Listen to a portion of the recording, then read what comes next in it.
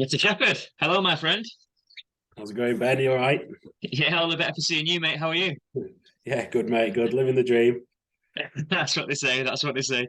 Well, mate, it's good to see you. I know you've been a very busy bee, so tell me, what have you been up to recently, mate? You've got loads going on by the sounds of it. Yeah, just property, but I think we've expanded a bit more now. So rather than just doing the estate agency stuff, we've opened up the letting side, and then obviously our own property stuff. So holiday lets, buy to lets, doing some creative deals on properties and creative strategies. So that's where we're at. But miles away from where we were when we spoke. It must be, when was the last podcast? 2.5 years ago.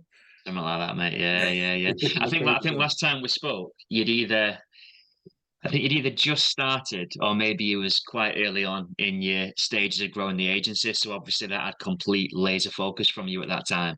And we was talking a little bit about your plans and where you wanted to take things. And, clearly the Shepherd empire is taking many different shapes and directions, which is all very exciting. And I'm sure we'll kind of get onto that, mate. But yeah, I guess for anyone who hasn't come across you before, Kirk, hasn't spoke to you, doesn't follow you on socials, didn't pick up on the previous podcast. If I could just put the spotlight on you for a second, mate, and just give me a bit of a shot into your background and your history, kind of before coming in to set up your own business and what you've been involved with, that'd be brilliant. Yeah, perfect. No, so obviously going right back to the start, as we touched on in the last podcast, didn't have the greatest of upbringings. Um, Grew up in the care and children's home, sort of progressed through the early years, and then I joined the army, where I spent 12 years of the majority of my sort of early teens, or sorry, late teens, early 20s, multiple tours of Afghanistan, traveling all over the world as a combat medic, so RMC medic, and then I went and served with UKSF for a number of years, doing a number of operations with them. Left the military, and then fell into property or estate agency, as we like to say. And yeah, never looked back since. So I was hitting it with high street, a few corporates. I've done auction, and then obviously met yourself at Yopa.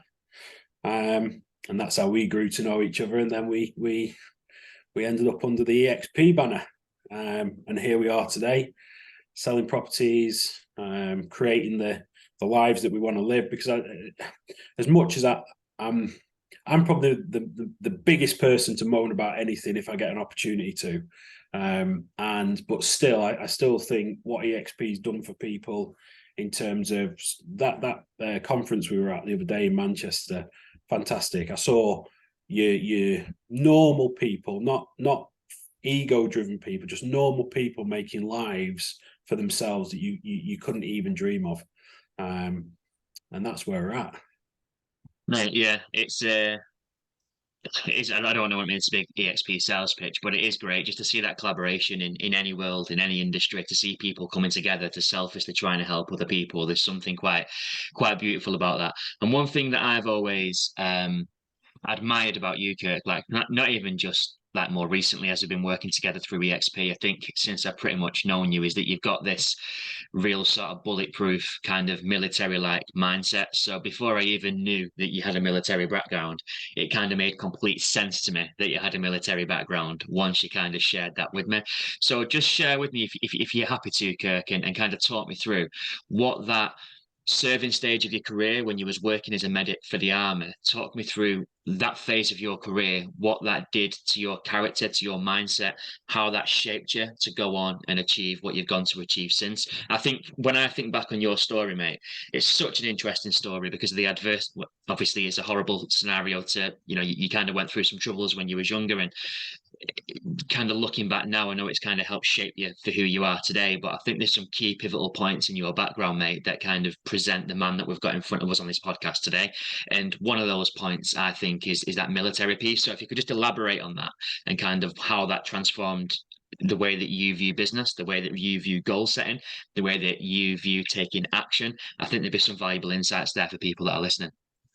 Yeah, 100%. And I think if you go all the way back, like I say, it was I was in my mid teens, just left school, and I didn't really have any other option. I knew you've got to remember, going all the way back, it was a difficult, like I say, difficult childhood, very difficult school life, just because I struggled to read. What we see in kids now when we talk about ADHD, dyslexia, and all that, it wasn't really prevalent back then when I was in school. You was just a bad kid. Yeah, But yeah. the teachers were ruthless back then. You got stood in the corner with your little dunce hat on, or put out of the class and excluded from that education system, which you then rebelled against. So education wasn't my strong point, but I was a very practical person, and I was a very people oriented person. So I could get on with anyone, and I learned that very young. So in terms of the military, I went to the military because back then you didn't need any GCSEs, you didn't need any A levels. They took anyone. And there, I think that at the time, the advert for the military was I think it was a Land Rover on its side, and there was two casualties in there. And then the medic runs up, and one's quiet and one's screaming. What would you? And the title was, "What would you do? Who would you Right, say first?" right, right. And that's it's in every time I see a military advert now, that's imprinted in my brain, because it gave me that level of excitement, but it also gave me that level of fear because I didn't have the education. And I said, well, how can I be a doctor? Because I thought they were doctors or paramedics or nurses. I couldn't do that because I haven't got the education.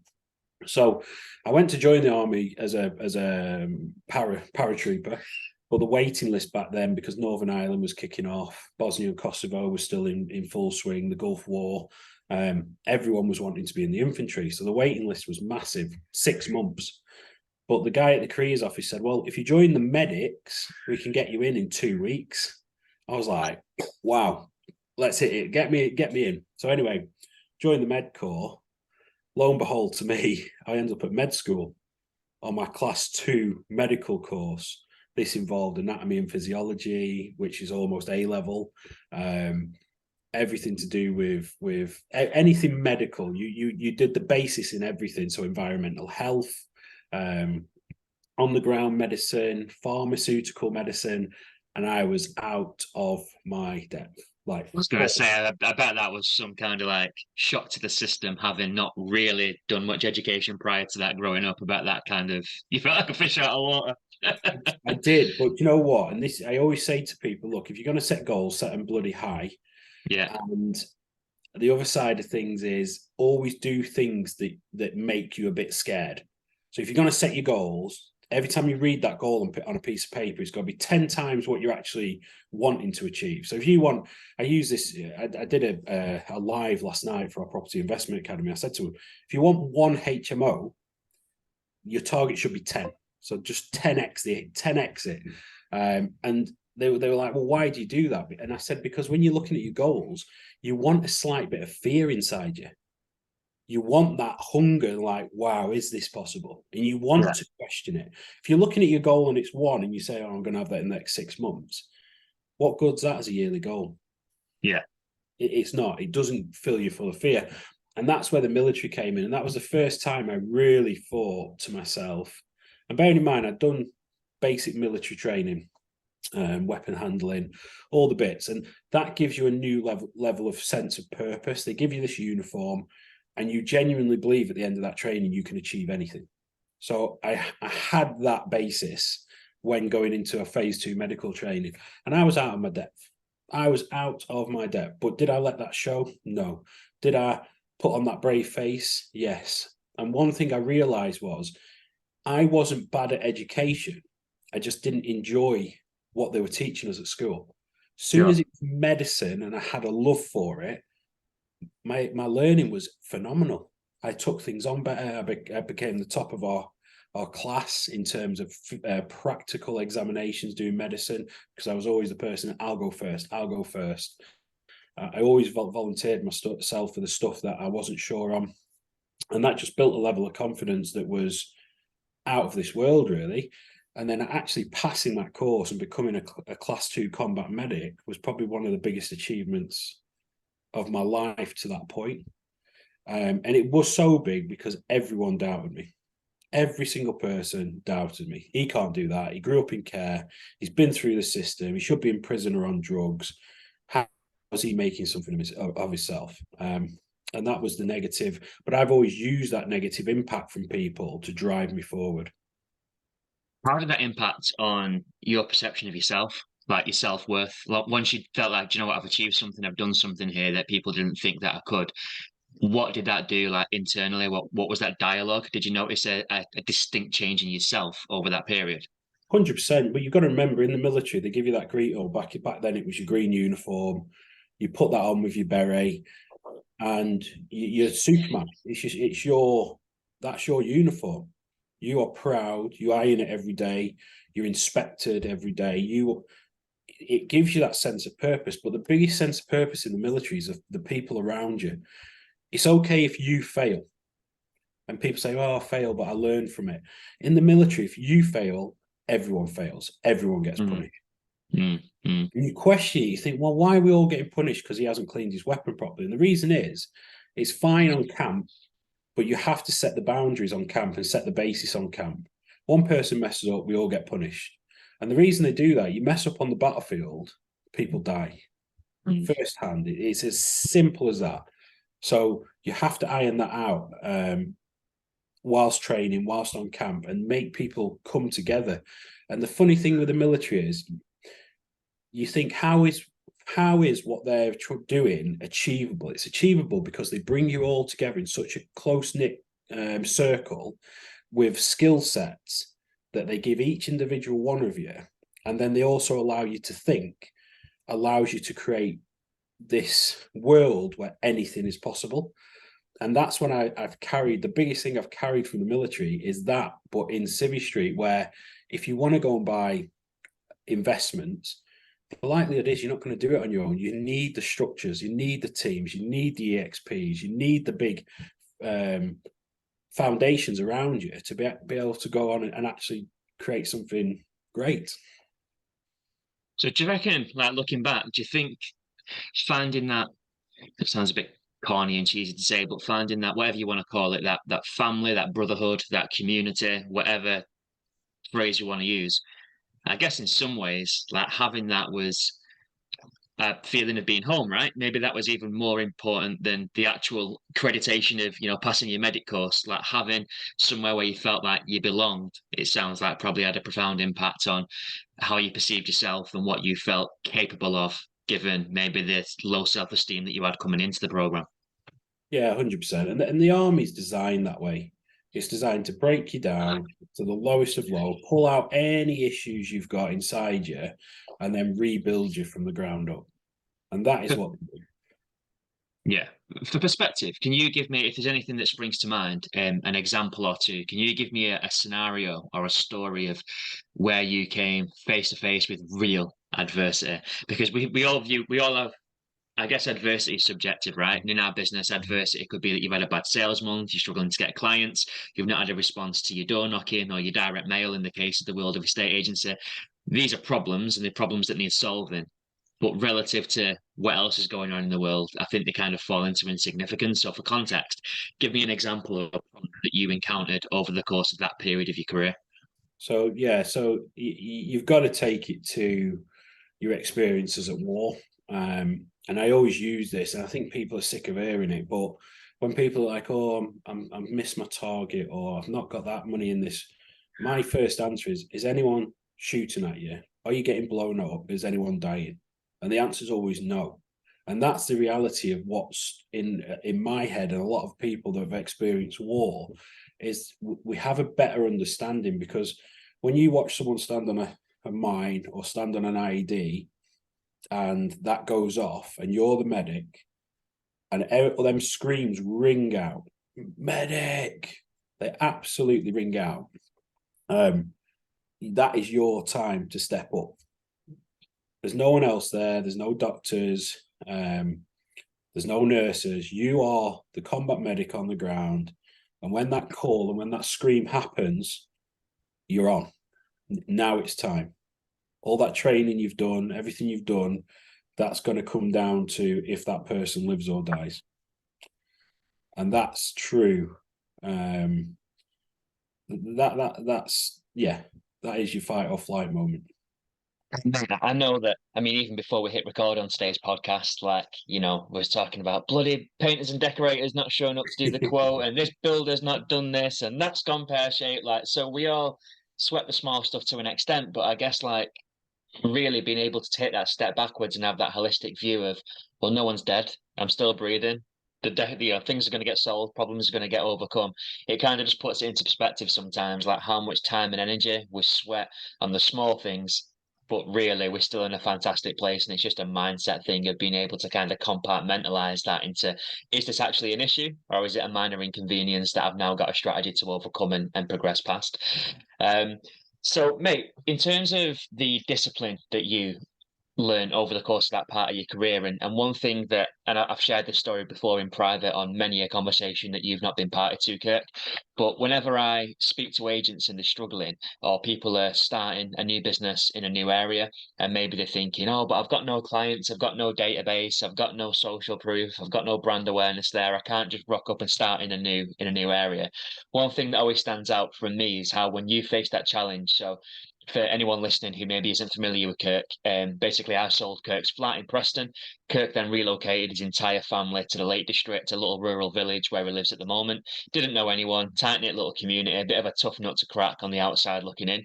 And what Kirk said was, well, there's no issue. It's a big opportunity here. I'm just going to identify, a set of processes that I can consistently implement. And as long as I'm taking those steps every day, whether it takes a week, a month, or 6 months, I know for a fact that that's going to wash through in terms of me getting to where I want to be. So that kind of you've got a very black and white kind of systematic way of looking at problems and finding solutions. Has that always been in you, or was that bred through the military? And is that because I believe personally, and feel free to disagree and we'll debate, but I believe that you've gone on to make good money and turn your life around and build a future for your family because you've got a very systemized way of looking at problems and you find a very tangible way of overcoming them. Whereas I think a lot of people come into, I'll just keep this relevant to the industry, setting up an agency business, for example, but you could apply it to any goal, and they feel sort of overwhelmed by the issues. They're kind of getting blinded by all the different options and they can't find direction and clarity. And it's like going into an empty room, a dark room, and you can't find the light. Whereas you've got this ability to look at things quite objectively and identify a series of steps that need to be taken, a process or a system almost to get you from where you are to where you want to be. And I'm just intrigued to know where that comes from. Yeah, it comes from, the main thing is setting goals and planning. So if you're going it, most agents will come into this industry, they'll speak to 5 or 6 people, and like if you speak to Ian, he's going to tell you his best way of doing things over if you speak to Mark up in Whitehaven, and same if they speak to me. But I think from my point of view, what helps me is having goals and having a plan. So my number one thing when I set up with EXP, all I wanted to get was that first listing. That was it. So I didn't think about anything else. I didn't cloud my judgment with how am I going to sell it, how am I going to market it, blah, blah, blah, blah, blah. All I had was one objective, and that was to find that first listing. So I did everything. I spoke to everybody. I had that number one plan. Right, how do I get this? Right, he's doing direct mail. Adam's saying, right, let's get these letters out. Let's send the letters out. Let's get in the pub. Let's get around people. Introduce yourself. Tell people what you're doing. And that was the plan. So that it looked very sporadic, but actually it was very well planned and then very well executed. And as we know, if you've got a goal, let's say you've got that goal to get one property, you then set them targets in terms of 50 letters a week or whatever that might be, you will hit your goal. And this is what I was saying. I wish now I didn't just think, right, I need that one listing. I wish I said to myself or wrote down on my pad, I want 10 listings, because I know I would have got the 10 just as easy as I got the one. Yeah. Because I had the structure and I had the plan. Yeah. Yeah. A lot of people come into this and they expect, because they worked in agency, they expect the phone to ring, they expect the leads to come through, and that's very much an industry thing that is led by high street agents. You go and sit in a seat and you're not really expected to prospect. You're just expected to do your job, be that being a valuer, an office manager, a sales negotiator, an admin assistant. You have a job. This is a complete lifestyle change. And that's why the Americans get it so well, because they're used to working it out for themselves. They're used to setting that plan, setting that target, having the objective, and going out getting it. And if you don't get paid. Well, why is it? Because, like, we talk about goal setting and whatnot, and I kind of feel like, in a world where we're encouraged to kind of dream big, and there's a real buzz around like the buzzword of an entrepreneur, and you've got the law of attraction and visualize what you want to achieve. I feel like people are okay dreaming, but fewer people are okay with identifying steps and processes and actually implementing. Like, where does that disconnect come from? Why is it that you're able to pull the trigger in it? If I said to you now, Kirk, me and you are going to go and set up a car valeting business in Scunthorpe, I have no doubt that you would move to Scunthorpe and you'd start knocking on doors and speaking to people with your bucket and sponge, and you'd find us a ton of customers to go and repeatedly clean cars for. I know that you'd do that. That's a very unique trait to have because not everyone can translate that dream and that theory and that goal Yeah. into action. And it fascinates me why. Because where I'm sitting, I'm thinking, well, you want to improve your future, you want to make more money, you want to have more freedom, you want to build a better life for your family, you want all these things. You just need to follow this system and get there. Yet no one can do that. I won't say no one, but it's rare that people can just kind of pick up the tools and crack on and get that done. I wonder why that is. Because they've got no vested interest. People moan about, let's use property courses for instance. If I say to someone, right, you've got to pay 10 grand to go on this course, but at the end of it, you're going to make 100 grand a year. A lot of people will go, that's rubbish, too good to be true. And they'll dismiss it at the first hurdle. But the reason that course is 10 grand, yes, people are wanting to make money. But the main reason you've got to go out and find that 10 grand to pay for that course is because you're committed then. You're committed on a financial level. You have to make it work. I think with my brain and how my head works, once I'm committed, it doesn't matter if it's on a financial level, but it's in me. So my integrity and my core values make me have to go and do that. That's just what's in me as a person. If you say let's go and set up this car wash and we sit down, we get it on paper, this is our target, this is the objective, I will move my environment. I'm not a tree. And this is most people's issues. They think they're trees, they think they're rooted into the ground and they can't move. Oh, there's no jobs around here. No, there isn't. But there is in Manchester. There is in Liverpool. You're not a tree. Uproot and get yourself to the location where the jobs are. Yeah, But yeah. we're so fixated on being in one location, comfortable. Comfort. That's the biggest killer. And it is when you progress. Like now, I'm in a zone now where we're very comfortable. I don't do any direct mail. I don't really touch social media. I'm at a point now the leads come into me. And I'm happy to sit there and take the leads that come in. And that's the more dangerous place for me is the Yeah. comfort zone. Yeah. When you're building, it's exciting. I genuinely get a buzz out of the initial stages of building a business.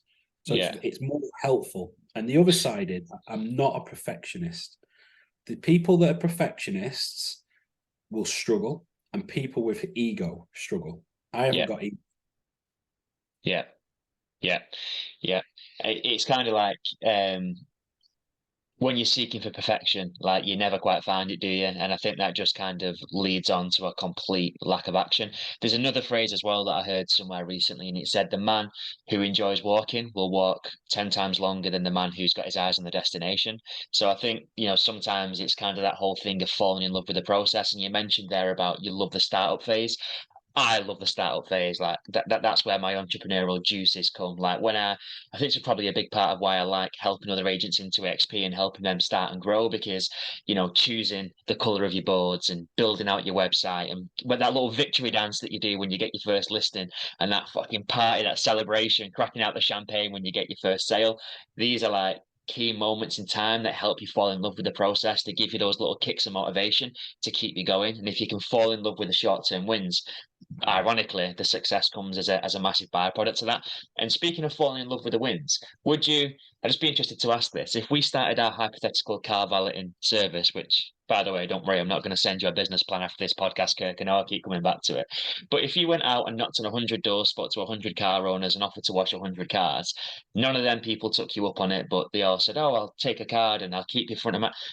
if you got to the end of that day and you'd not washed a single car or made a single penny, but you told yourself you was going to knock on 100 doors that day and you achieved it, would you go to bed at night feeling disheartened and beaten up that you've not washed cars and made money, or would you go to bed feeling, do you know what, that was a good day's graft, well done, Kirk, you've done yourself proud? What would your mindset be at the end of that day? As long as I knocked on 100 doors and influenced 100 people to know who I was, I'll go to bed happy, because they might not wanted the car washing that day, but the weekend will come. And who knocked on the door to ask? Oh, Kirk. Oh, he left a card. Give him a call. Guarantee out of them 100 people, you're going to get 20% that ring you eventually anyway. Might be 2 days, a week, a month. But as long as you put enough influence on people, and this is what estate agency is about, building relationships and influencing people. The person that wins the deals isn't the agent that's the best valuer. It isn't the agent that sort of is working for the best company. It isn't the price that you charge or the figure you give them. The person they're going to choose is the person they relate to and they like the most. And that's a fact. That's why when I go through a door, I don't talk about the house. I want to know, can I work with you? Can you work with me? Do you like me? Do I like you? Have a crack with people. And then, right, are we going to do, are we going to sell this house? We're going to do a deal together. We get on really well. This is what I can offer. Then tell them what you offer as an agent, but be a person. And a lot of these agents that go out in the flash suits, and I'm sorry, EXPers, if you're one of these and you're doing it that way, that's great. And I love it. But it's all generic. There's a, I think it goes back to ego. There's a level of that expectation. Yeah, I get to the point now. I'll go out with my hoodie on, and I think you're the same, Ben. Yeah, yeah, You are who you are, and yeah. that's what I love. That's what I actually love about EXP, and I love about this industry is the fact that, or sorry, what I love about EXP is the fact that I can be me Yeah, yeah. and still have a business that turns over hundreds of thousands of pounds wearing a tracksuit. Mate, honestly, and it's like it's so liberating when you realize that people are buying into your expertise and your ability to help them, not necessarily the things that we often get caught up on. And I've got no issue with, smart suits and whatever. Like if that's you, if you're the three-piece suit kind of guy or girl, then you crack on and you wear that suit like a superhero costume, like a cape, like a coat of armor. That's fine. But if that's not you and you work better, relax, semi-smart, that's cool as well. Mate, I want to kick the conversation on away from mindset, although I could talk to you about mindset all day long, mate. Like I couldn't think of anyone better that I'd like to compare these notes with. But I want to kick on from mindset and I want to talk about actual tangible actions and steps that you took in building your business. Again, I use you in conversation a lot, Kirk, when I'm speaking to agents that are asking my advice, regardless of whether or not they're coming into EXP or they're already here. But I always remember um, there's this saying, right, that a rising tide lifts all ships. And I remember when you came into the model, I think the biggest pipeline back then might have been about 45, 50K, something like that. We had, I can't remember how many agents, but certainly not as many as what we've got now. But you came in basically is what I'm trying to say. And like a rocket off a platform. You just came out of the traps from nowhere, and it felt like overnight, virtually. You went from zero and you started climbing through the ranks. And I think you was the first person to get to a six-figure pipeline, which at that point was kind of record-breaking for EXP based on the point where we were in our growth. And I always remember when you got to £100,000, the people who were at 40 grand started coming to 60, the people who were at 50 came to 75. And it was almost like, we was kind of seeing what was possible. And therefore, because someone had shown the way and we could see that road, we all knew that we could follow suit. And if Kirk can do it, why can't I? And it kind of lifted the performance of the business overall, was my observation. And I include myself in that, mate. I shifted through the gears so quickly when I could see that somebody was doing so much better in terms of pipeline performance. So that was brilliant to see. But what did you do to get there? Like, how did you rock up? Because you think about it on paper, and if I was to just put this out on LinkedIn, most agents would see it and think bullshit. But let's get it into perspective. You started, and I hope you don't mind me saying, mate, I'm not going to, divulge the ins and outs of your circumstances, but you started with a new market.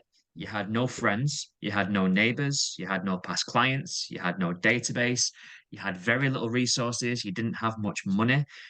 everything was stacked against you. And someone with a lesser mindset would think, oh, this is impossible. I'm going to go and get a job for 18 months. I'm going to build a few connections. I'll kick on in 2 years' time. But then the ship of opportunity would have sailed past without you even realizing it. You didn't. You kind of absorbed that adversity, but more to the point, you used that, I guess, kind of like in your military days. And, you said that people doubted you. The chips were stacked against you going into the army, but you used that as fuel to get through, to get your credentials and to build a prosperous career being a medic. The same thing happened when you set up your agency. The chips were stacked against you, and you used that as fuel to go ahead and build an incredible business. But I want to know, on day one, you rock up. You've got your, I think at that time, you had your poorly fitted suit on, looking every bit the estate agent. You wasn't sat there in your casual hoodie. What do you do on day one? What are the steps that you take in that first week, that first month, that first quarter? What are you doing and what are you drilling every day to get you from nothing to something? So it was a bit different back then. So I think because I was in early, I had the whole of Cumbria and Lancashire really to hit, which I did. If you look at my property spread in the early days, I was selling things down in Lancaster all the way up to Carlisle and everything in between. So I just went for massive high massive high value, low volume so we could handle it, and huge fees. And that was the plan from day one. Get the highest end properties on at the highest fee possible within that target audience. So all the LA postcodes, all the CA postcodes. Slightly different now because we've got Mark and other people in CA, and we sort of work together in terms of if he's got a request down here, he'll pass it on to me and vice versa up there. So also, Kirk, like when you're getting referrals from a more sort of local community, and when you you've got a bit of money behind you, you don't need to be traveling 2 hours to do a valuation or reviewing to come back because you're desperate for the stock. You've got the cash behind you now, so I guess it's an affordable luxury at this point to be a bit more selective in terms of who you take on in what areas, really, innit? But you only earned the right because of what you achieved in those early stages. 100%, and you could argue the fact of, and this ain't going to go down well, but you could argue the fact of that coverage in the whole of Cumbria and Lancashire has probably set a precedence for the whole of EXP. So when new people were coming in, they might find it slightly easy because we've had boards in them locations already, and the brand is already showing. So it's not a bad thing that I was working all over the place. To go against what you just said, though, I've never done a 66 grand fee on one property since. So just put that into perspective. Yeah, which was a £2 million listing at 3%. So, yes, what you're saying is right, but because I had I have toyed with the idea, but I think it'd go down like a lead balloon. Could you imagine an agent coming in and they were going to set up a prestigious brand of EXP? They were going to target the whole of the UK, but everything over £5 million at a 3% fee. You just run the numbers on. Mate. Even if they only sell 20 of them 5 million plus properties at 3%, you've got £1 million business. Well, mate, you could. I mean, obviously, I've never made it part of my strategy to go. But again, this just comes back to personal goals, right? Like my idea of a good business is effectively tying into my family life. I see my kids so much. I've got so much free time. I live on my own terms. I don't necessarily become a slave to viewings and calls and complaints. That's not my idea of a good business. So I wouldn't personally do that. But I accidentally, obviously I'm based right on the coastline in the northwest. My first ever listing was in Newcastle. So I listed a property in Newcastle. Could have went from Newcastle to Glasgow to London to Cornwall if that's how I wanted to take my spread. But obviously, I went ultra deep rather than going wide. And I think when you look at genuinely, you look at the data, the agents that go deep rather than wide tend to have more success. But if you was dealing with 5, 6, 7, 8, 9, 10, 15, 20 million pound properties, then obviously that would change the bottom line commission. So it's possible, I guess, as per the opportunity that we offer if somebody wanted to do that. Yeah, if you're stepping into EXP and you want to become £1 million agent, simple. That's your strategy. Yeah. And it's not even difficult. You only have to sell 20 properties a year. And talk me through your fee strategy, because I know you had quite an interesting take on how you're positioning your commission. I don't know if you're still doing that to this day, or whether or not you've come up with some variation of that, or whether or not you are still very much to the letter. But I know you had a sliding fee scale based on performance. So unpack that for me. Yeah, so what we were originally doing, people's expectations were very high up here. So you would, let's just use £1 million property, for instance. So I was going in, I was valuing the £1 million property at 1 million, but they were wanting 1.25. And I could see the market was slightly shifting. So I thought, you know what? Let's do an addendum to the fee. So what we did was we staggered it. Okay, if I hit 1 million, which I'm saying is the price, I want 2%. But if I hit what you're saying you want, which is 1.25, I want 3%. Obviously, in their head, they were going, well, if we're paying him 3% off 1.25 million, it's going to push him harder to get us the 1.25. Of course. And because the market shifted with COVID and everything else that happened, we were hitting the high end. Bang, Yeah. we got the 1.25. Yeah, you can argue, people argue the fact, well, you were undervaluing or whatever. I wasn't, because I was going off the data for the previous 6 months, 12 months before. No one could have predicted how COVID was going to affect the property market. If anything, the XP, we had a meeting because we were expecting the market to fall on its backside. Yeah. As we're 99% of the industry, you just can't predict for those unprecedented circumstances, can you? So it comes down to the age-old thing of luck. We went in with a strategy with the addendum. If we got less than the million, we took 1.5. So it was 1.5% under 1 million. 1 million up to the 1.25 would have been 2%, and then anything over 1.25 would have been 3%. And it was just a very, very good strategy at the time to drive your fee. And the vendors were so happy with it because you were being fair, or what they felt was fair. Yeah. And I think people like people would pay you £1 million in commission if it meant they were getting £2 million more than what they expected. People, as long as they can see the value and they're benefiting from that, that's where things like fees become less of an issue. It's just demonstrating that value in the correct way. Yeah, too many agents are undercutting themselves, and I know a lot of it's to do with the mindset. A lot of it's to do with where you've worked previously. There's a lot of factors. I didn't have that. I came into a new location. I didn't care about upsetting anyone because I didn't know anyone, and I just went with what I genuinely thought was the best way to build me, not of my business. My strategy was to build me as a key person of influence in that location. If it was going to take 12 months or 10 years, it's still, when I wake up in the morning, that's my objective every day, to become more of a key person of influence. I think I said it joking to you when you come down in the pub. If I can walk into any pub within the Lake District and someone offers to buy me a pint, I know I've started hitting my objectives, not having to pay for my own beer.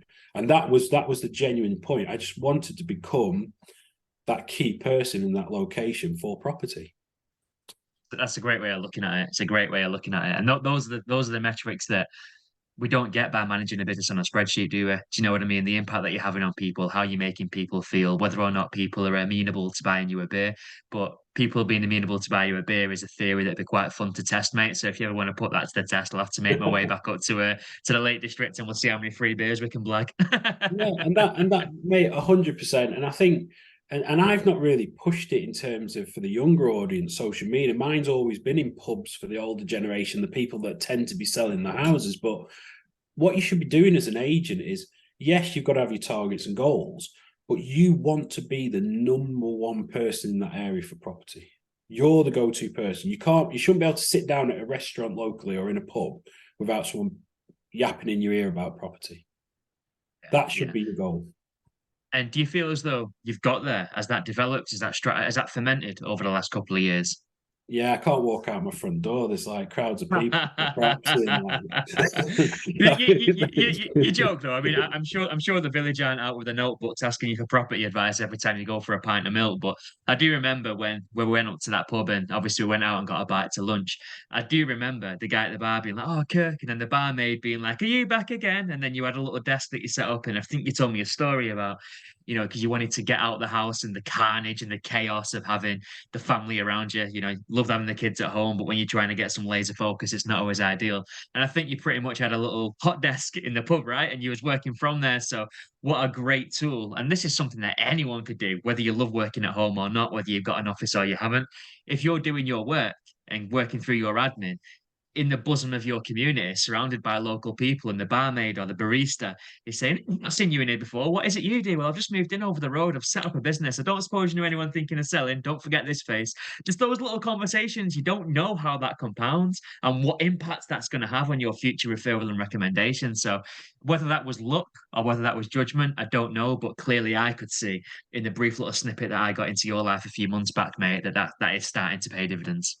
Oh, 100%. And I think I've always lined myself up into that key position. And one story that I don't tell often, but there's been many times sat in local pubs. I've had my laptop out, and like builders and people that know me around the area, come on then, show us what you do. And I've been given a full instruction brief on how to do evaluation to just random people. Okay. But the power of that is you're showing people you actually know what you're doing. Yeah. That's the power. And you've got 10 lads in the pub, 5 pints deep, doing valuations on your laptop. What's my house worth? What's my house worth? Yeah, yeah, Did yeah, you see yeah, what I yeah. did there? And that's the power of it. It's we're too hung up in holding information back, and we feel information's power and we don't share enough. But the reality is you need to. Most people will never use that. Most people don't care. Most people don't understand. But the fact you're taking your time, your personal time to show people it sticks with people. It really runs deep, I think. And mate, I'm going to put you on the spot a little bit with this. I hope it's not too much of an on the spot question. But if I said to you, let's just imagine there's somebody listening to this, like I'm not aiming this at recruitment or anything like that. Let's say there's somebody who's got a business with EXP or outside of EXP. They could be completely independent. They could be with a different firm or brokerage or whatever you want to say. And they're at a point where they're thinking, wow, did he say that he was charging 3%? Did he say that instruction was 66 grand? Did he say that he got to 100K virtually overnight? Did he say that he started a new business in a new market and it just going boom, boom, boom, boom? How is this possible? If there's one agent out there that's struggling to find traction, that can't find momentum, that feels like they're coming up against brick walls and they feel a bit lost, what one tip or advice or thing that they can action comes to mind to turn that around and to progress and to reach their goals and to achieve their version of success? If I said one key tip to any struggling business owner out there in this space, what would it be? The one key thing for me, what completely changed was self-education. So in the books, on the YouTube, speaking to people like yourself, getting out there and educating yourself. Until you create new knowledge in what you're doing, you're not going to progress. And especially if you've been sat in a seat in an estate agency for 5, 10, 15 years, you're stuck in that wheel. So you need to educate yourself out of that. That's mine. And what EXP does, and this is a shout out for the EXP, it gives you a platform of people that you've got direct communication with that you can pick their brains and learn from, but also things like the EXP meetings on a Friday where they bring points up, and it's all a learning thing. And the more you take in from books, self-help, obviously online, all that sort of stuff, that's how you progress. I would not be sat here today as a fact if I hadn't read the books that I'd read, spoke to people like yourself, and gone through the EXP learning and that side of things. Because you're not just going to wake up one day and say, right, I'm going to start charging 3% fees. I didn't. The reason I started charging 3% fees, I'm not going to mention the book because No, that's cool, mate. Yeah, you'll know. But it's the reason I did that was because I said to myself, what is my self-worth after reading a certain book?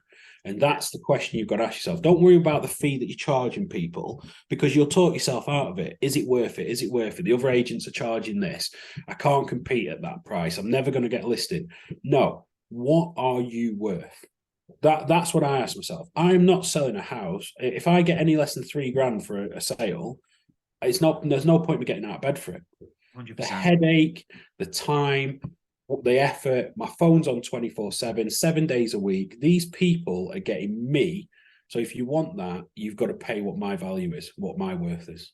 Mate, 100%. And I think just to kind of piggyback on the back of that point, Kirk, it's like you know, I know there's no cliche saying of what gets measured gets improved, and it's difficult to do that with time because it's not a commodity that we can see. You know, if you're a few pounds overweight, you're going to start tracking your calories. You can see what you're eating, and you realize, okay, that's where I'm going wrong. I'm going to eat in this calorie band, and I'm going to lose weight. If you're skint and you've not got enough money to pay your bills, you start looking at your finances. You log onto your online banking app, and you realize, you know what, I spent far too much money in Starbucks last month. I'll make that adjustment, and now the situation improves.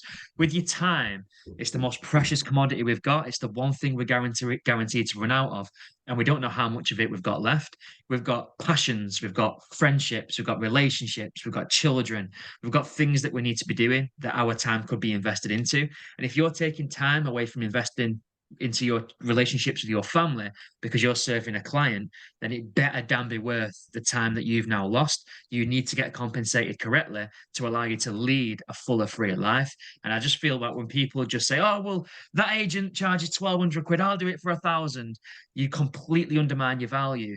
But more to the point, you're sacrificing valuable time that you don't know how much you've got left for a rate that really doesn't justify the effort that you're about to put into that deal over the course of the next 3, 4, 5, 6, however many months. And I think when you start recognizing that your time does have a value, you need to get to grips with your hourly rate, what you are worth. It becomes easier then to view instructions that you lose as actually, I've not lost an instruction, I've acquired more time. And now I can invest that time that I've acquired into my children, into my family, into my friends, into my passions, or into clients, quite simply, that are paying me my value, that deserve that energy and that time and that effort from me. And it's a completely different way of looking at it, but such a powerful way of framing it. 100%. And remember, the people you do the cheap fee for, you'll say it, I'll say it, all the other agents will say it, are the people that become the pain in the backside every time. 100%. If I could So give I anyone don't know one, why, but it's always the way, isn't it? always the way, I've given you one piece of advice. If anyone ever questions your fee or asks you to drop, that's the point you say goodbye, because they are going to become the pain, and you're going to get $2,000. No, you're not going to get $2,000 at the end. You're going to get 1,700 quid because EXP's took their bit, plus the VAT's been snapped off, and you're walking away with less than $1,000 going, what have I just done? Yeah, yeah, yeah, yeah.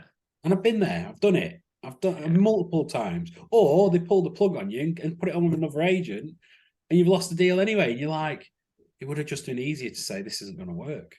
Yeah, yeah, 100%. It's because of that. I think it's because we feel like we've missed out, that FOMO, like, we've not got it and they've got it over the road. And it's like, right, you need to view it as time acquired rather than business lost. Like it's such a powerful filter. 100%. But Kirk, mate, it's been absolutely lovely as always, as I knew it would be sitting down with you today, mate. I'm mindful of time because it blasted through nearly an hour. I'm not sure where the last 60 minutes has gone, mate. But thank you for taking the time to jump on, mate. Much appreciated. And could you just let anyone know who's listening? Because I feel as though if anyone wants to elaborate or pick holes in what we've said or ask questions or get further advice from you, I know you're someone who's quite gracious at helping other people and you've kind of got a mentality of giving back and serving. So if anybody wants to reach out to you, mate, can you just point people in the direction of where they can find you? Yeah, obviously hit me up on Facebook, either on my personal page, which is free and open, so just Kirk Shephard, or on my business page. Drop me a message. Look, this works. And for me, if you want to start looking at accounts and information and money in, I will show you. And I think since I started with EXP, the lowest earning year I've had, which was year one, I made £100,000. Just to put that in, and that was the lowest earning year. Now we're doing other entrepreneurial stuff. We've got, I think, 15 buy-to-lets, 5 holiday lets. The numbers are absolutely fantastic. But yeah, if you want the proof, I'm happy to do that. I'll sit down, I'll talk you through it, I'll show you what we've done. Just get in contact, or if you just want advice, hit us up. Either grab my number off the XP site, that's my personal number as well, and just chat to me. I'm more than happy to give you any information that you need. Someone who walks the walk as well as talking the talk. Brilliant, mate. Well, congratulations on your success so far, Kirk, and looking forward to seeing how 2023 unfolds. Thanks a lot, Ben. That's great. Take care, mate. Bye bye.